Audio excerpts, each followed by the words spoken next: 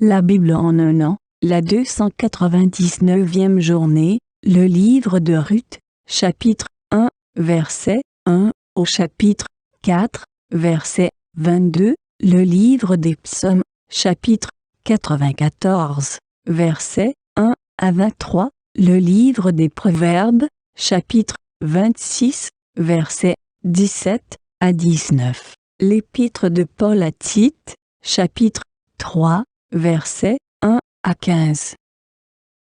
Le livre de Ruth, chapitre 1. À l'époque des juges, il y eut une famine dans le pays. Un homme de Bethléem de Juda partit avec sa femme et ses 2 fils s'installer dans le pays de Moab. Le nom de cet homme était Élimélec, celui de sa femme Naomi, et ses 2 fils s'appelaient Machlon et Kiljon. Ils étaient Éphratiens de Bethléem en Juda. Arrivés au pays de Moab, ils s'y établirent. Élimélec, le mari de Naomi, mourut et elle resta avec ses 2 fils.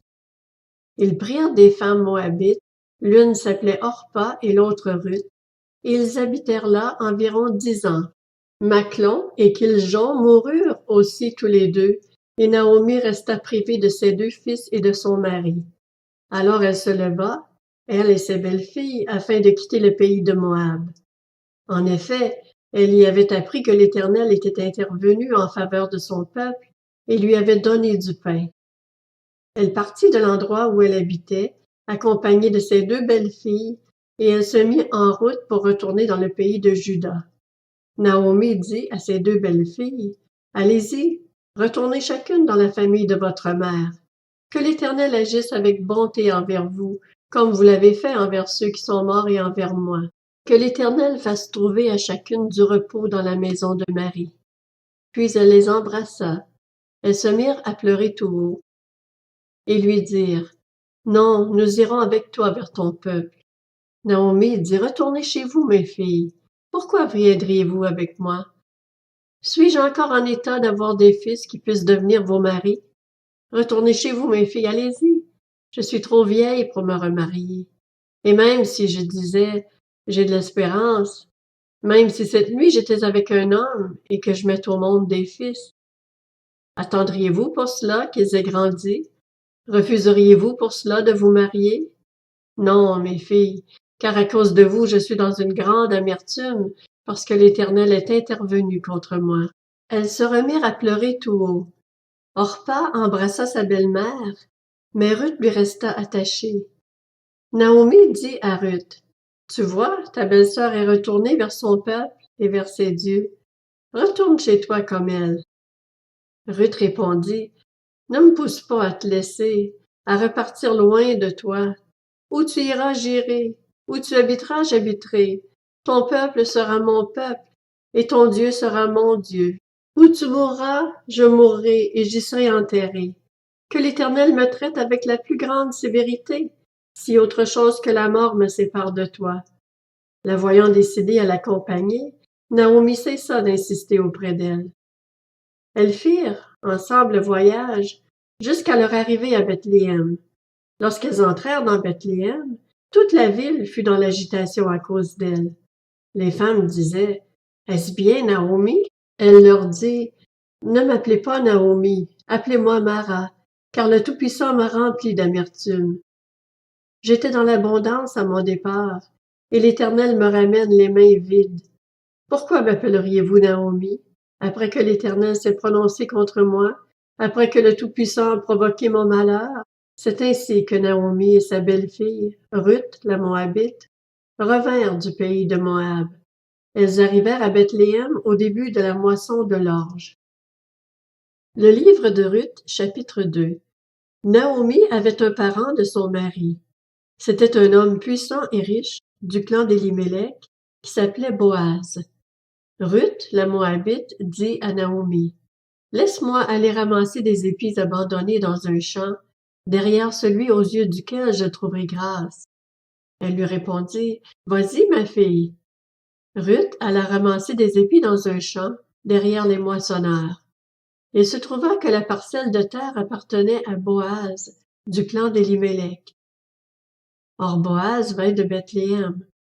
Il dit au moissonneur, « Que l'Éternel soit avec vous. » Ils lui répondirent, « Que l'Éternel te bénisse. » Boaz dit à son serviteur chargé de surveiller les moissonneurs, « À qui est cette jeune femme? » Le serviteur chargé de surveiller les moissonneurs répondit, « C'est une jeune femme moabite qui est revenue avec Naomi du pays de Moab. » Elle a dit, « Permettez-moi donc de glaner, de ramasser des épis entre les gerbes derrière les moissonneurs. » Et depuis son arrivée ce matin jusqu'à présent, elle est restée debout et ne se reposait qu'un moment dans la maison.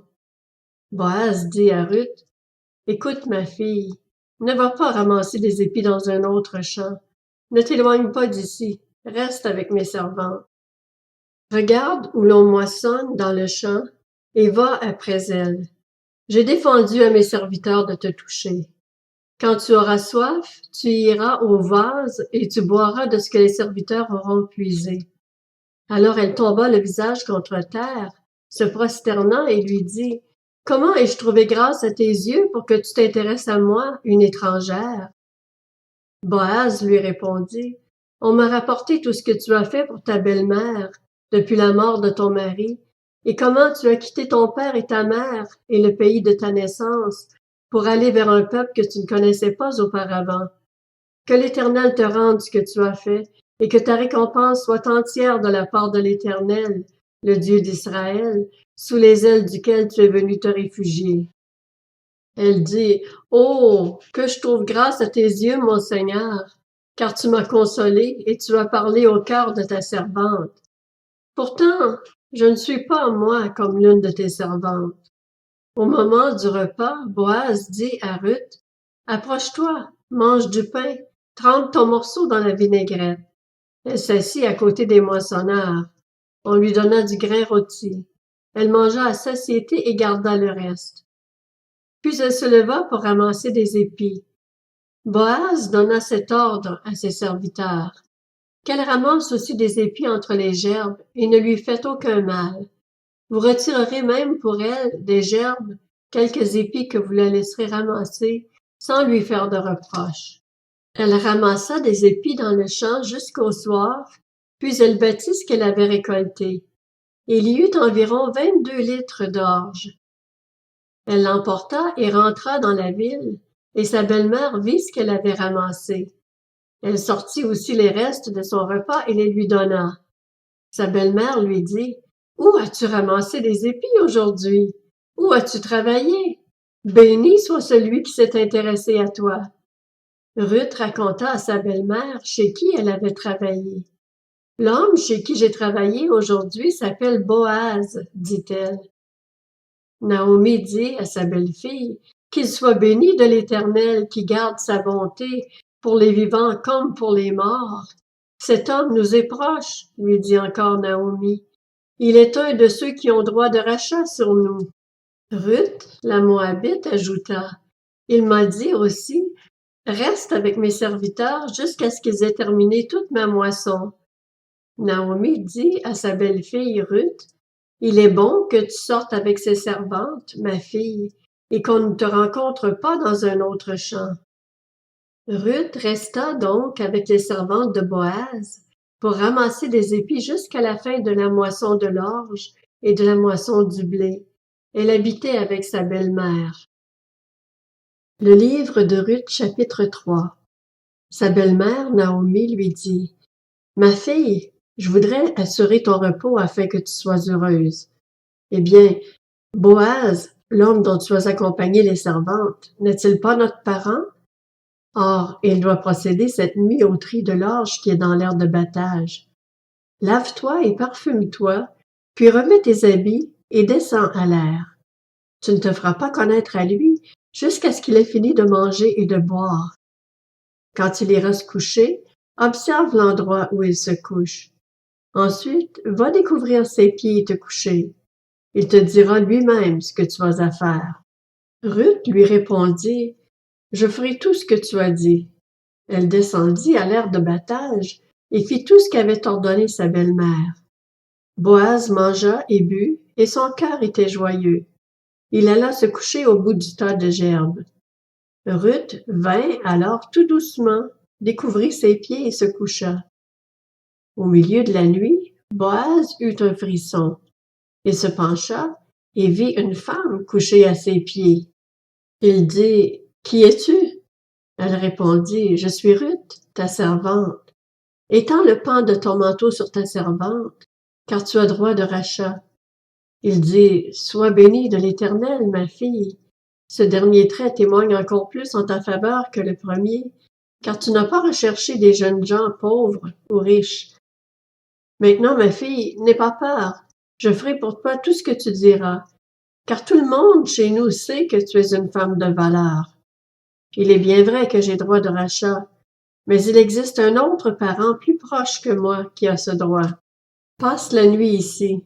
Demain, s'il veut exercer envers toi son droit de rachat, c'est bien, qu'il le fasse. Mais s'il ne lui plaît pas de l'exercer envers toi, je le ferai, moi. L'Éternel est vivant.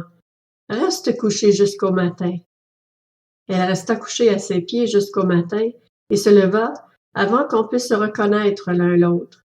Boaz dit, « Qu'on ne sache pas que cette femme est entrée dans l'aire de battage. » Et il ajouta, « Donne le manteau qui est sur toi, tiens-le. » Elle le tint, et il compta 6 mesures d'orge. Il chargea sur elle.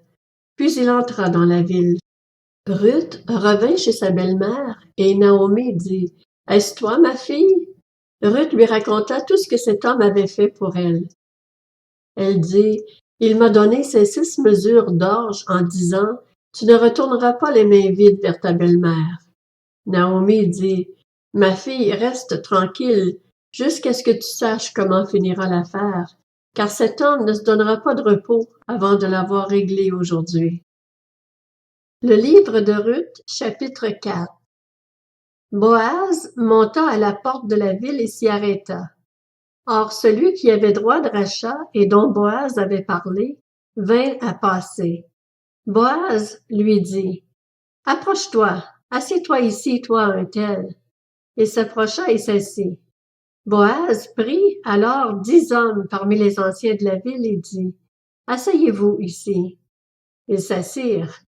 Puis il dit à celui qui avait le droit de rachat, « Naomi est revenue du pays de Moab, et elle vend la parcelle de terre qui appartenait à notre frère Élimélec. J'ai cru devoir t'en informer et te dire, fais-en l'acquisition devant les habitants de la ville et les anciens de mon peuple. Si tu veux la racheter, rachète-la, mais si tu ne veux pas, déclare-le-moi afin que je le sache. En effet, il n'y a personne avant toi qui ait le droit de rachat, et je l'ai après toi. » Il répondit, « Je la rachèterai. » Boaz dit, « Le jour où tu achèteras le champ à Naomi, tu l'acquerras aussi de Ruth la Moabite, la femme du défunt, et tu devras maintenir le nom du défunt sur son héritage. » Celui qui avait le droit de rachat répondit, « Je ne peux pas exercer ce droit de rachat pour mon compte, sinon je détruirai mon héritage. Prends pour toi mon droit de rachat, car je ne peux pas l'exercer. » Autrefois en Israël, pour valider toute affaire relative à un rachat ou à un échange, on retirait sa sandale et on la donnait à l'autre. C'était ce geste qui servait d'attestation en Israël. Celui qui avait le droit de rachat dit donc à Boaz, « Fais-en l'acquisition pour ton compte, » et retira sa sandale. Alors Boaz dit aux anciens et à tout le peuple, « Vous êtes témoins aujourd'hui que j'ai acquis de la main de Naomi tout ce qui appartenait à Élimélec, à Kiljon et à Machlon, et que j'ai également acquis pour femme Ruth la Moabite, femme de Machlon, pour maintenir le nom du défunt sur son héritage, afin qu'il ne disparaisse pas parmi ses frères, ni à la porte de sa ville. Vous en êtes témoins aujourd'hui. » Tout le peuple qui était à la porte et les anciens dirent, « Nous en sommes témoins. Que l'Éternel rende la femme qui entre dans ta famille semblable à Rachel et à Léa, qui ont toutes les deux donné naissance à la communauté d'Israël. Montre ta force dans Ephrata et fais-toi un nom dans Bethléem. Puisse la descendance que l'Éternel te donnera par cette jeune femme faire ressembler ta famille à celle de Péretz que Tamar a donnée à Juda. » Boaz épousa Ruth, elle devint sa femme et il s'unit à elle. L'Éternel permit à Ruth de devenir enceinte et elle mit au monde un fils. Les femmes dirent à Naomi, « Béni soit l'Éternel qui ne t'a pas laissé manquer aujourd'hui d'une personne ayant le droit de rachat. Que son nom soit célébré en Israël. Cet enfant sera ton réconfort et le soutien de ta vieillesse, car ta belle-fille qui t'aime l'a mis au monde, elle qui vaut mieux pour toi que 7 fils. » Naomi prit l'enfant, le serra sur sa poitrine et l'éleva. Les voisines lui donnèrent un nom en disant, « Un fils est né à Naomi, » et elles l'appelaient Obed. Ce fut le père d'Isaïe, père de David. Voici la lignée de Péretz. Péretz eut pour fils Hetzron, Hetzron eut Ram, Ram eut Aminadab, Aminadab eut pour fils Nachshon, Nachshon eut Salmon, Salmon eut pour fils Boaz, Boaz eut Obed, Obed eut pour fils Isaïe, et Isaïe eut David. Le livre des Psaumes, chapitre 94. Dieu des vengeances, éternel, Dieu des vengeances, révèle-toi. Lève-toi, juge de la terre. Paie aux orgueilleux le salaire qu'ils méritent. Jusqu'à quand les méchants, éternel? Jusqu'à quand les méchants vont-ils triompher? Ils fanfaronnent, ils parlent avec arrogance, tous ceux qui commettent l'injustice se vantent. Éternel, ils écrasent ton peuple, ils humilient ton héritage, ils égorgent la veuve et l'étranger, ils assassinent les orphelins. Et ils disent, l'Éternel ne le voit pas, le Dieu de Jacob n'y fait pas attention. Faites attention, idiots, hommes stupides, quand ferez-vous preuve de bon sens? Celui qui a fixé l'oreille, n'entendrait-il pas? Celui qui a formé l'œil, ne verrait-il pas? Celui qui corrige les nations, ne punirait-il pas? Lui qui enseigne à l'homme la connaissance? L'Éternel connaît les pensées de l'homme. Il sait qu'elles sont sans valeur. Heureux l'homme que tu corriges, Éternel, et que tu enseignes par ta loi, pour lui donner de la tranquillité quand vient le malheur, tandis que la tombe est creusée pour le méchant. L'Éternel ne délaisse pas son peuple, il n'abandonne pas son héritage, car on rendra de nouveau un jugement juste, et tous ceux dont le cœur est droit s'y conformeront. Qui se lèvera pour moi contre ceux qui font le mal? Qui me soutiendra contre ceux qui commettent l'injustice? Si l'Éternel n'était pas mon secours, j'habiterais bien vite dans le monde du silence. Quand je dis « mon pied est en train de glisser », ta bonté éternelle me sert d'appui. Quand mon cœur est agité par une foule de pensées, tes consolations me rendent la joie. Comment pourrais-tu être le complice de mauvais juges qui commettent des crimes au mépris de la loi? Ils se liguent contre le juste, ils condamnent l'innocent, mais l'Éternel est ma forteresse, mon Dieu est le rocher où je trouve un refuge. Il fera retomber leurs crimes sur eux, il les réduira au silence par leur méchanceté. L'Éternel, notre Dieu, les réduira au silence. Le livre des Proverbes, chapitre 26. Il attrape un chien par les oreilles, le passant qui se mêle à une dispute qui ne le concerne pas. Pareil à un fou qui lance projectiles et flèches et sème la mort, voilà ce qu'est un homme qui trompe son prochain et qui dit « N'était-ce pas pour plaisanter? » L'Épître de Tite, chapitre 3. Rappelle-leur de se soumettre aux magistrats et aux autorités, de leur obéir, d'être prêts pour toute œuvre bonne, de ne calomnier personne, d'être pacifique, conciliant, plein de douceur envers tous les hommes. Nous aussi, en effet, nous étions autrefois stupides, rebelles, égarés, esclaves de toutes sortes de passions et de plaisirs. Nous vivions dans la méchanceté et dans l'envie. Nous étions odieux et nous nous détestions les uns les autres. Mais lorsque la bonté de Dieu notre Sauveur et son amour pour les hommes ont été révélés, il nous a sauvés, et il ne l'a pas fait à cause des actes de justice que nous aurions pu accomplir, mais conformément à sa compassion, à travers le bain de la nouvelle naissance et le renouvellement du Saint-Esprit, qu'il a déversé avec abondance sur nous par Jésus-Christ notre Sauveur. Ainsi, déclarés justes par sa grâce, nous sommes devenus ses héritiers conformément à l'espérance de la vie éternelle.